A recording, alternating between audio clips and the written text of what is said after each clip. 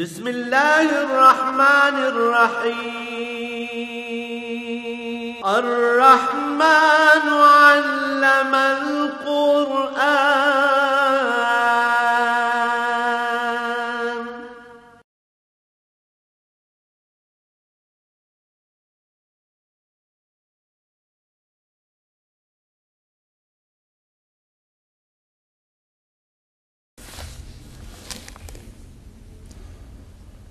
الحمد لله رب العالمين والصلاة والسلام على حبيبه محمد وآله وصحبه أجمعين. أعوذ بالله من الشيطان الرجيم. بسم الله الرحمن الرحيم. الذين قالوا لإخوانهم وقعدوا لو أطاعونا ما قتلوا قل فادرءوا عن أنفسكم الموت إن كنتم صادقين ولا تحسبن الذين قتلوا في سبيل الله أمواتا بل أحياء عند ربهم يرزقون فرحين بما آتاهم الله من فضله ويستبشرون بالذين لم يلحقوا بهم من خلفهم ألا خوف عليهم ولا هم يحزنون يستبشرون بنعمة من الله وفضل وأن الله لا يضيع أجر المؤمنين. اللهم سبحانك لا علم لنا إلا ما علمتنا إنك أنت العليم الحكيم.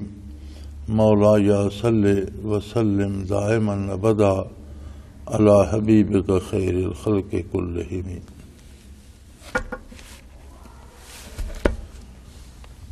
منافقین کی بات ہو رہی تھی پچھلی آیت کریمہ میں، اور ارشاد باری تعالیٰ تھا کہ یہ مشکل حالات یا تکالیف جو آتی ہیں تو ان کا ایک یہ بھی نتیجہ ہوتا ہے کہ کھرا اور کھوٹا الگ ہو جاتے ہیں۔ اللہ کریم قادر ہیں، وہ اپنے نبی کو بذریعہ وحی بتا دیں، نام لے کے بتا دیں، گن کے بتا دیں، اور یقیناً اللہ نے حضور صلی اللہ علیہ وسلم کو بتا بھی دیا۔ اس کے باوجود منافقین بھی کہہ تو سکتے ہیں جی نہیں ہم کھرے مومن ہیں، ہمیں خواہ مخواہ کہا جا رہا ہے۔ چنانچہ نبی کریم صلی اللہ علیہ وسلم نے تو کسی کا نام لے کر اعلان نہیں فرمایا، لیکن جب مقابلہ ہوا میدان کارزار میں اور سامنے موت نظر آئی تو میدان سے بھاگ کھڑے ہوئے اور پہچانے گئے، خود کو الگ کر لیا، اور اس قابل بھی نہ رہے کہ وہ کہہ سکیں کہ ہمارا نام خواہ مخواہ لیا جا رہا ہے۔ تو فرمایا یہ ایسے بد نصیب ہیں کہ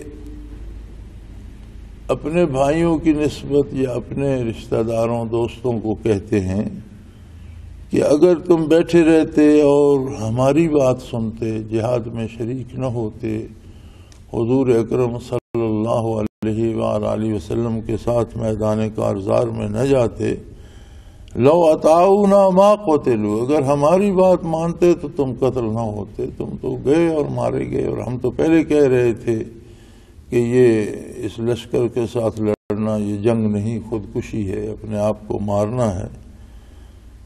تو اللہ کریم نے فرمایا کہ یہ جواب دیجئے، قل فادرؤوا عن انفسکم الموت ان کنتم صادقین، اگر تم اپنے دعوے میں سچے ہو کہ تمہارے ساتھ دیتے، تمہاری بات مانتے تو یہ قتل نہ ہوتے، تو تم خود کیوں مرتے ہو؟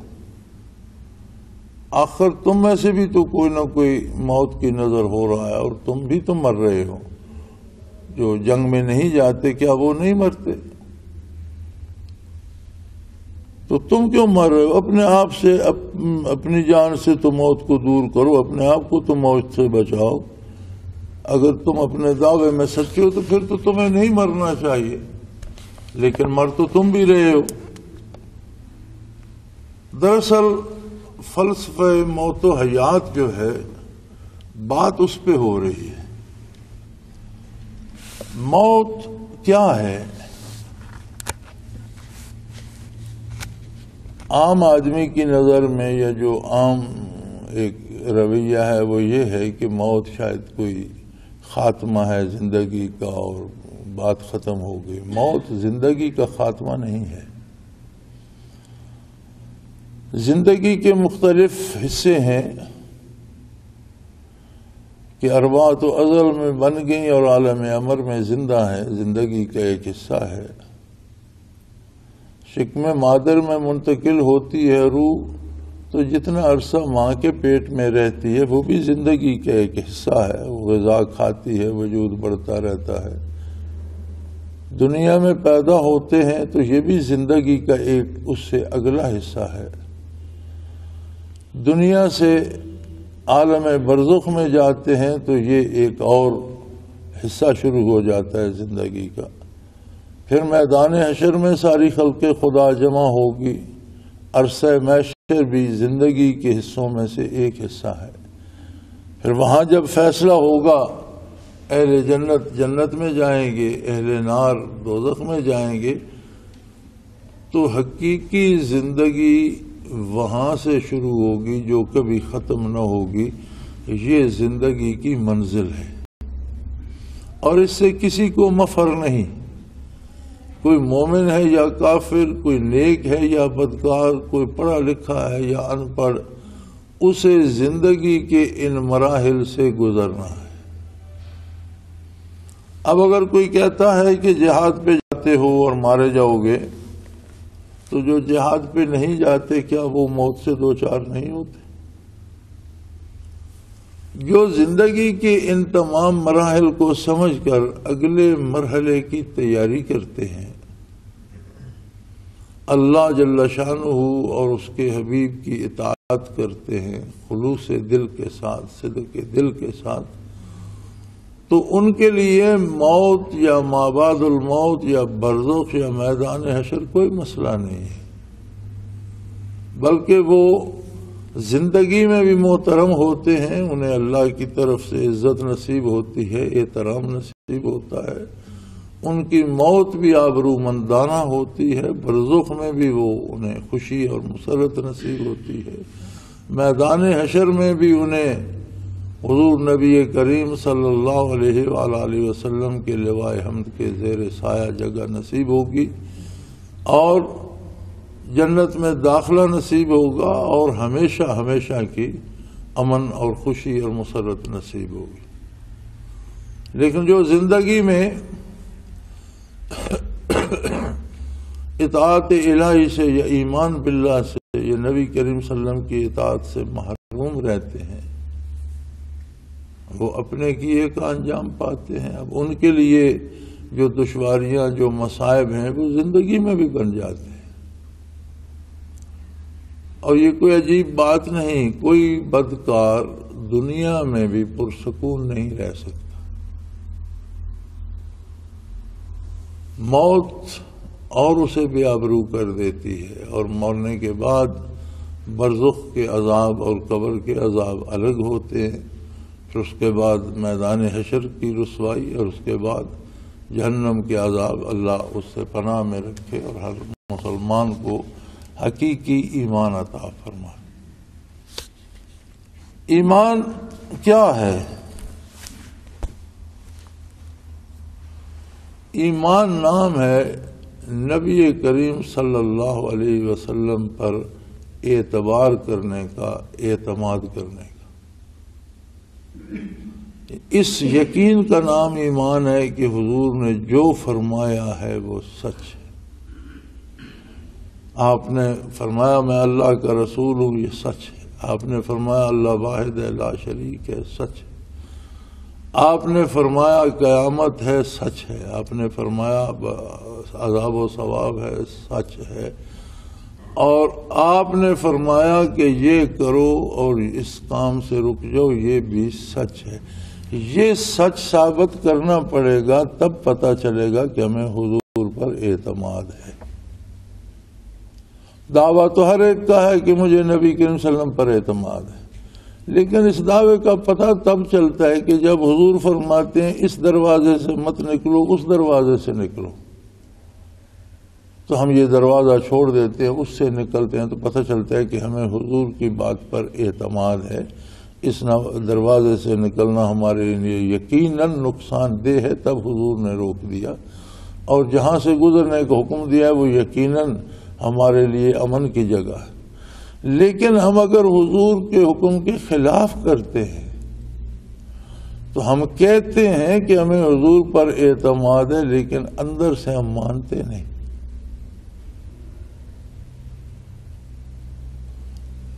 تو جنہوں نے اندر سے یقین نہیں کیا ہوتا انہیں یہ فکر ہوتی ہے کہ شاید یہی زندگی غنیمت ہے اور موت سے بچا جائے، تو فرمایا ان سے کہو موت سے بچ تو تم بھی نہیں سکتے۔ ہاں ایک فرق پڑ جاتا ہے کہ جو لوگ اطاعت الہی میں جان دیتے ہیں، جو لوگ حضور نبی کریم صلی اللہ علیہ وسلم کی فرما برداری میں جان دیتے ہیں، اور پھر وہ بڑے خوش نصیب ہیں کہ جو حضور اکرم صلی اللہ علیہ وآلہ وسلم کے ہمراہ جہاد میں شریک ہوئے اور پھر وہاں شہید ہو گئے، جنہیں تم کہہ رہے ہو کہ اگر تم نہ جاتے تو قتل نہ ہوتے، ہمارے ساتھ بیٹھے رہتے تو موت سے بچ جاتے، وہ ایسے خوش نصیب ہیں کہ وہ قتل ہو کر مر نہیں گئے۔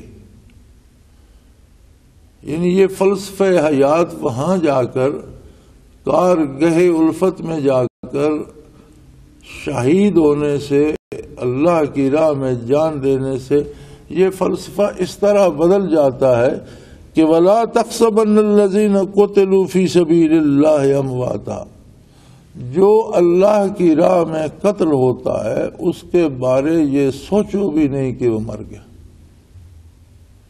یعنی یقین کرنا کہ وہ مر گیا یا یہ کہنا کہ وہ مر گیا دور کی بات ہے، اس کے بارے یہ سوچنا بھی منع ہے، ایسا گمان بھی مت کرو کہ وہ مر گیا۔ حالانکہ فرمایا وَلَا تَحْسَبَنَّ الَّذِينَ قُتِلُوا فِي سَبِيلِ اللَّهِ أَمْوَاتًا۔ اب قتل کا جو ہے صدور یہ وجود پہ ہوتا ہے، گولی لگتی ہے، تلوار لگتی ہے، کوئی ہتھیار لگتا ہے، بندہ اس سے مر جاتا ہے، سینہ پھٹ جاتا ہے، گردن کٹ جاتی ہے۔ آج کل کے اوزاروں سے ایسے ہتھیار ہیں کہ جسم کے پرخچے اڑ جاتے ہیں۔ تو قتل ایک ایسا لفظ ہے جس سے ہمیشہ بدن میں تباہی آتی ہے اور آدمی موت سے دوچار ہوتا ہے، ورنہ تو بیمار ہو کر مر جاتا ہے، اسے کوئی قتل نہیں کہتا۔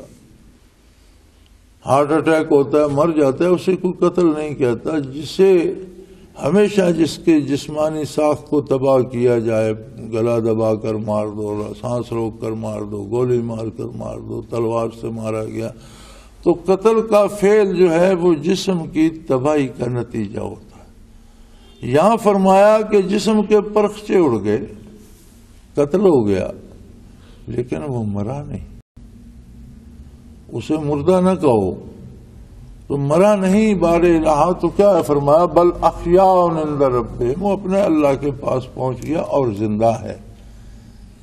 یرزقون، کھاتا پیتا ہے، انہیں رزق دیا جاتا ہے۔ اب اگر یہاں یہ سمجھا جائے کہ جی شہید کی روح زندہ رہتی ہے، تو روح تو ہر مرنے والے کی زندہ رہتی ہے، روح پر موت وارد نہیں ہوتی۔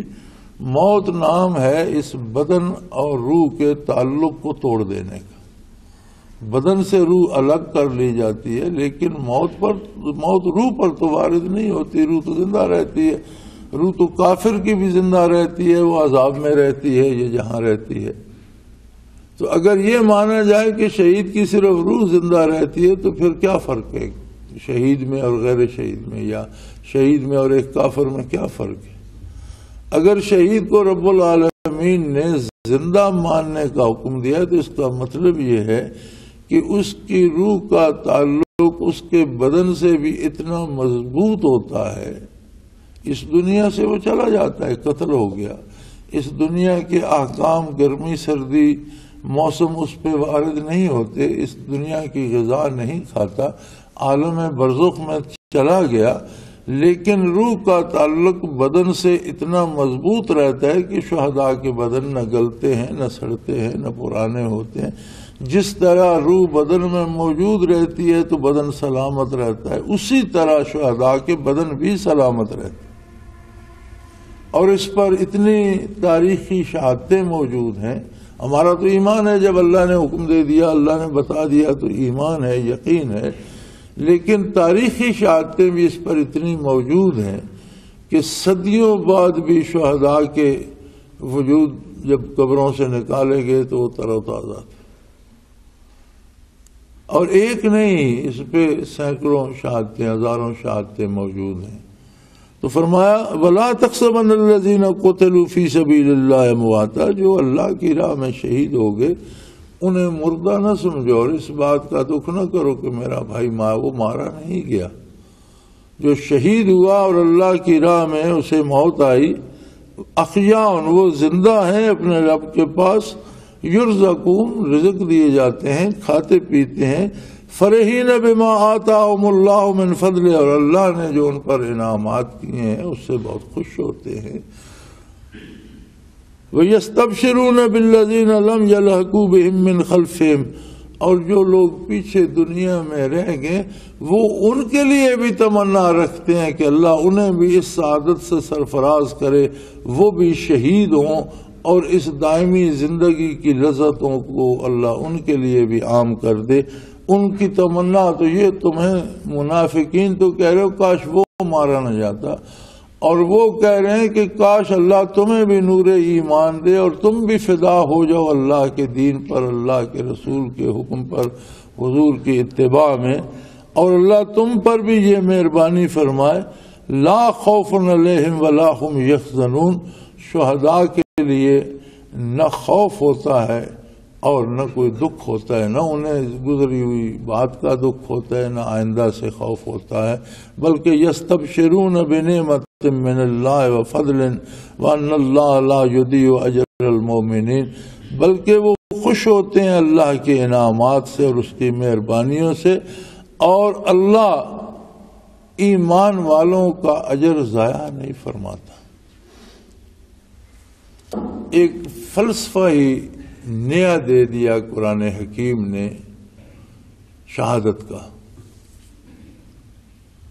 اور شہید صرف وہ ہوتا ہے جسے اللہ پر، اللہ کے رسول صلی اللہ علیہ وسلم پر کامل اعتماد ہوتا ہے اور حضور کی اطاعت میں، حضور کے اتباع میں اور حضور کے احکام کے نفاذ کے لیے جان دیتا ہے.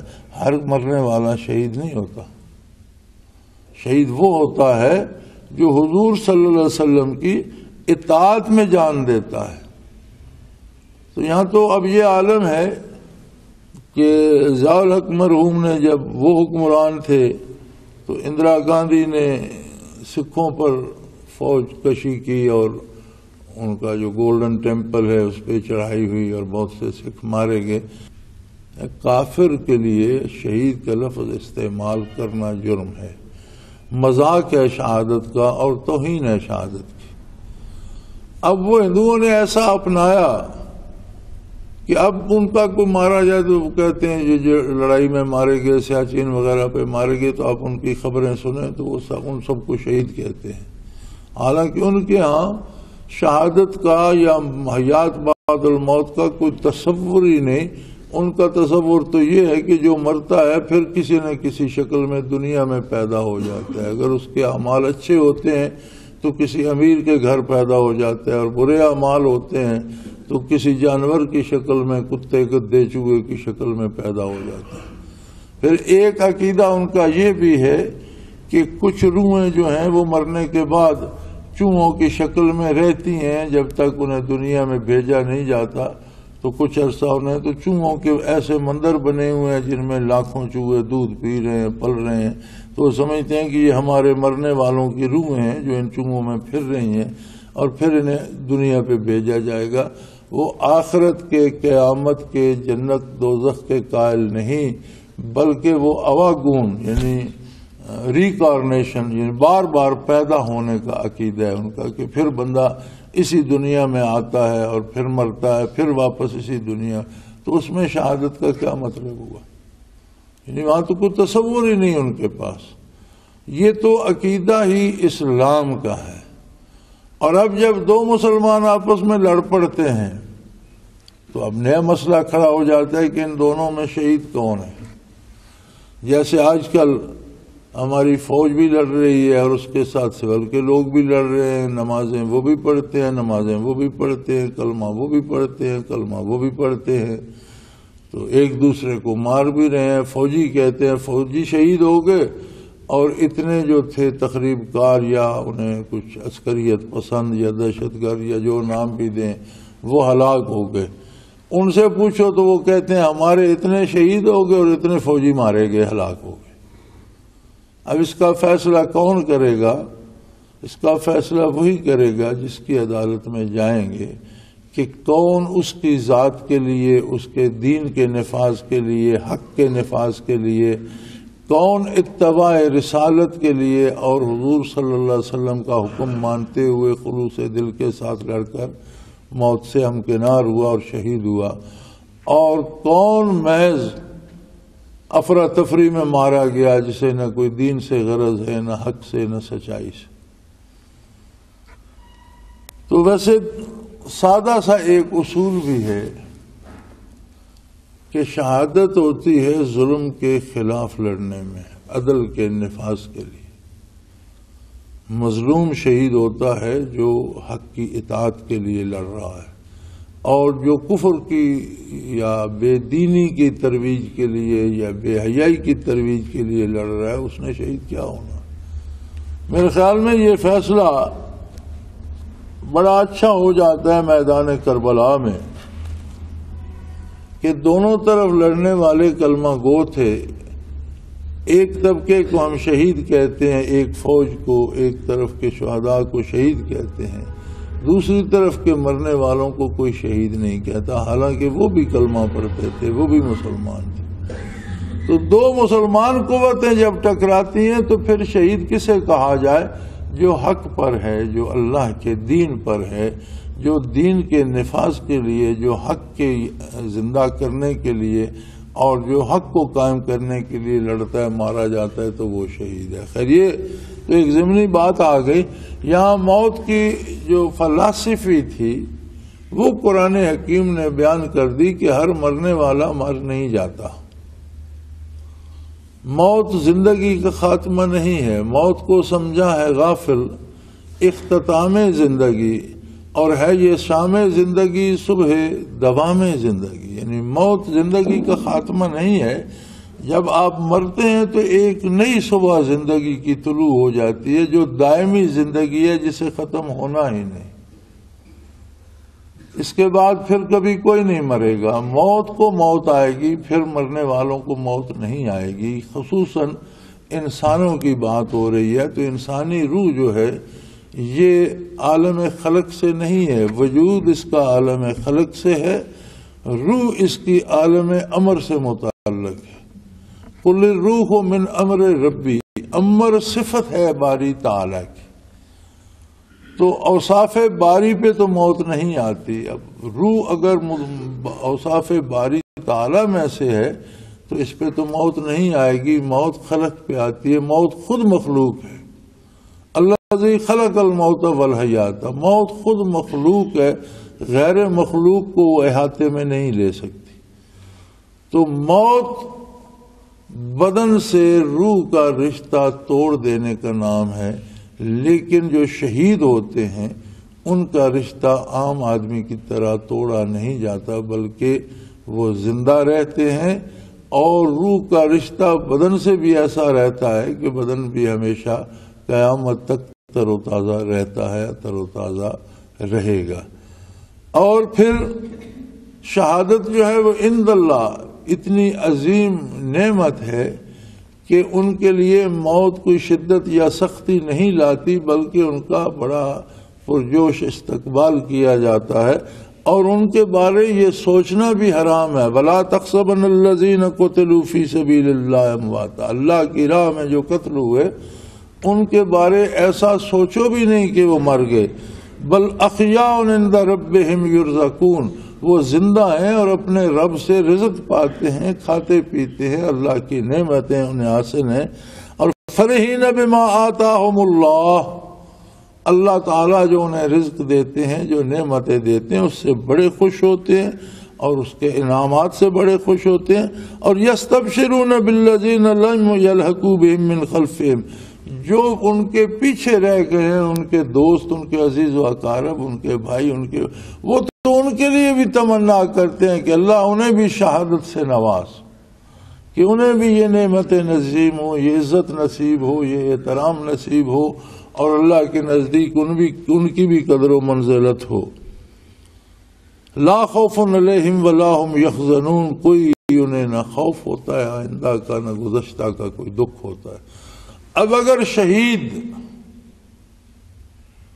جس کا جسم پھٹ گیا، جس کو قبر میں اتارا گیا، جس کی قبر بن گئی، اس پہ مٹی ڈالی گئی، اللہ کریم فرماتے ہیں اسے مردہ نہ کہو، یہ زندہ ہے. اور تاریخی اعتبار سے بے شمار شہادتیں موجود ہیں کہ شہداء کی قبریں ضرورت پڑنے پر کھولی گئیں تو وہ تر و تازہ تھے. ایک شہید یہ ہے جو اللہ کی راہ میں قتل ہو گیا، لیکن وہ لوگ بھی جو اطاعت الہی میں زندگی بسر کر کے دنیا سے گزر گئے اور وہ اللہ کے محبوب و مقبول تھے، وہ بھی ایک درجے میں شہید ہوتے ہیں، اور ان کے اجساد بھی پرانے نہیں ہوتے، ان کی روحوں کا تعلق بھی ان کے بدنوں سے اتنا مضبوط رہتا ہے جسموں سے کہ جسم تر و تازہ رہتے ہیں. جیسے بیشتر صحابہ کے وجود، شہداء کے بھی وجود نکلے. کئی دفعہ احد کے بعد 40 سال کے بعد وہاں سے نہر گزاری گئی اور احد کے شہداء کو جہاں عہد نبوی میں دفن ہوئے تھے وہاں سے نکال کر باہر دفن کیا گیا، جہاں حضرت امیر حمزہ رضی اللہ عنہ کا مزار ہے. باقی مزار مٹا دیے گئے ہیں، لیکن ایک نشانی ہے. تو یہ وہاں تھے جہاں غزوہ احد ہوا تھا، جہاں وہ آج بھی وہ غار اور وہ ہے، اب وہاں تو شہر بن گیا. تو وہاں قبرستان تھا، سارے وجود وہاں سے نکال کر یہاں لائے گئے. 40 سال بعد نکالے گئے، سب تر و تازہ تھے. اور اگر کسی کا زخم تھا تو زخم سے اس وقت بھی خون رس رہا تھا، اس طرح تر و تازہ تھا. اسی طرح دنیا میں مختلف جگہ پر جو وجود نکلے. اب مسجد نبوی کی توسیع ہو رہی تھی 70 کی دہائی میں، تو مدینہ منورہ کے قبرستان میں جس میں صحابہ کرام دفن تھے، حضور کے والد گرامی دفن تھے، تو یہ وجود جب نکالے گئے اسی طرح تر و تازہ تھے جس طرح وہ دنیاوی زندگی میں تھے. اور پھر جنت البقیع میں دفن کیے گئے، چونکہ مدینہ منورہ جو مدینہ الرسول تھا صلی اللہ علیہ وآلہ وسلم، وہ تقریباً سارا شہر ہی اب مسجد کے اندر آ گیا، بلکہ شہر کے باہر جو قبرستان تھا وہ بھی پہلے آبادی میں آ چکا تھا. اور اس توسیع سے پہلے ہم نے دیکھا تھا کہ ترکوں نے حضور کے والد گرامی کی قبر مبارک پر ایک مقبرہ بنا دیا تھا بہت بڑا. اور جب ہم 70 میں دیکھا تو مقفل تھا، تالے لگے ہوئے تھے، اندر جانے کی اجازت نہیں تھی، لیکن بہت بڑا مقبرہ تھا جس کے گرد حجرے تھے رہنے کے، خادموں کے رہنے کے، اور اندر خدا جانے کس طرح مزار بنا ہوا تھا، چونکہ اندر جانے کی اجازت نہیں دیتے تھے. تو آج کل وہ سارا مسجد میں آ گیا ہے، ان کا وجود مبارک بھی وہاں سے نکالا گیا. دیگر صحابہ کے وجود نکلے جب یہ مسجد کی توسیع تو تر و تازہ تھے. اب اگر نبی کی اطاعت پہ کوئی جان دیتا ہے تو اس کے لیے حکم ہے کہ اسے مردہ نہ کہو، وہ زندہ ہے. تو خود نبی صلی اللہ علیہ وسلم کے لیے یہ لفظ کیسے استعمال کیا جا سکتا ہے؟ جو حضور کی اطاعت میں جان دیتا ہے وہ زندہ ہے، اس کا وجود بھی تر و تازہ رہتا ہے. تو خود نبی کی حیات کیسی ہوگی، اس کے لیے یہ لفظ استعمال کرنا کس طرح جائز ہوگا؟ انبیاء علیہ الصلوۃ والسلام کی موت غیر نبی کی طرح نہیں ہوتی، بلکہ ان کی ارواح مبارک کا گھر ان کا وجود عالی ہی رہتا ہے. اور یہ اگر یہ تصور کیا جائے کہ خود حضور اکرم صلی اللہ علیہ وسلم کی روح مبارک بدن اطہر سے جدا کر کے علیین میں رکھ لی گئی، تو علیین میں کون سی ایسی جگہ ہے جو حضور کے بدن اطہر سے افضل ہے؟ جس طرح حضور کی روح تمام ارواح میں افضل ترین ہے، اسی طرح حضور کا بدن مبارک بھی اللہ کی ساری مخلوق میں افضل ترین ہے. بلکہ جب فضائل لکھتے ہیں علماء حق تو فرماتے ہیں روح زمین پر افضل ترین جگہ بیت اللہ شریف ہے کہ تجلیات ذاتی کا محبت ہے، مرکز ہے، لیکن وہ جگہ مدینہ منورہ میں روضہ اطہر کا وہ ٹکڑا جہاں نبی کریم استراحت فرما رہے ہیں اور حضور کے بدن مبارک سے مس ہو رہا، وہ بیت اللہ سے افضل ہے، اس لیے کہ مکان کی عزت مکین سے ہوتی ہے۔ تو حضور کا وجود عالی کائنات میں ساری تخلیق جتنی اللہ کی ہے اس میں افضل ترین ہے، لہذا جو حصہ زمین کا حضور کے بدن مبارک سے مس ہو رہا ہے وہ افضل ترین ہے، بیت اللہ سے بھی افضل ہے۔ تو علیین میں یا تو کوئی ایسی جگہ ماننی پڑے گی جو وجود اطہر سے زیادہ افضل ہو، اور اگر یہ ماننا محال ہے تو پھر شہید کو، ولی کو، صحابی کو تو مرنے کے بعد ترقی نصیب ہو اور ان کی روح اعلیٰ جگہ پر رہے، اور وصال نبوی پر حضور کی روح اعلیٰ جگہ کو چھوڑ کر اس سے کمتر جگہ پہ تشریف لے جائے گی۔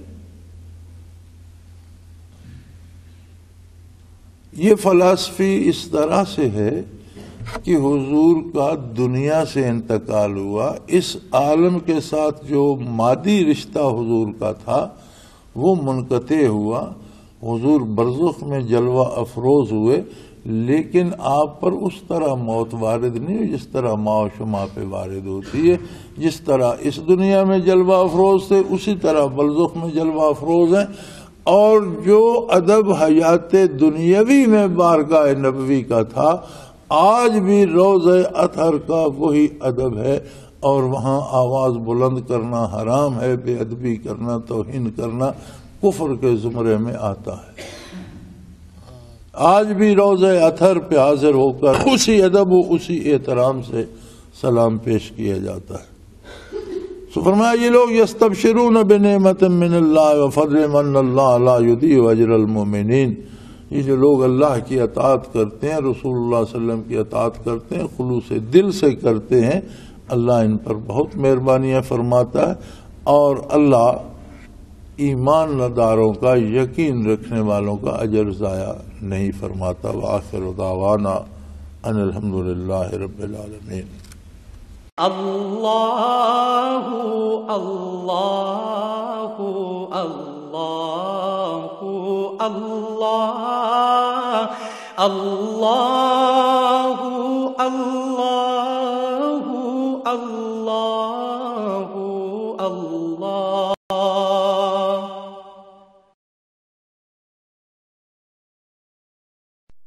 حضرت امیر محمد اکرم آوان مد ظلہ العالی دارالعرفان منارہ ضلع چکوال میں سالہ سال سے قرآن و حدیث کے اوپر خطابات کر رہے ہیں، اور سلسلہ نقشبندیہ اویسیہ کے مطابق لوگوں کو ذکر الہی کی تربیت دے رہے ہیں۔